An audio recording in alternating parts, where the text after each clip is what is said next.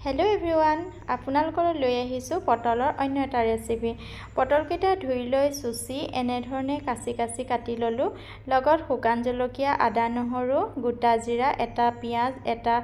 বিলাহী আৰু বগা কলা সৰিয়হ এই সকলোখিনি মিলাই মই মিক্সিত পিছি লম পটলকেইটা ফ্ৰাই কৰি লম এতিয়া মিক্সিত ভৰাই ললো ভৰাই লৈ এতিয়া মই এটা ধুনিয়া পেষ্ট বনাই ললো पेस्ट बनाई एफाले मैं एखन केराही पाति ललो केराही तेल दी पाँचफोरन दी तेजपाता शुकान जलकिया और नरसिंह केइटामान पात दी दिलो लगते इतिया मैं पेस्टটো रेडी हो गल पेस्टটো बनाई होৱাৰ পিছত तेल बिरिङि उठिसे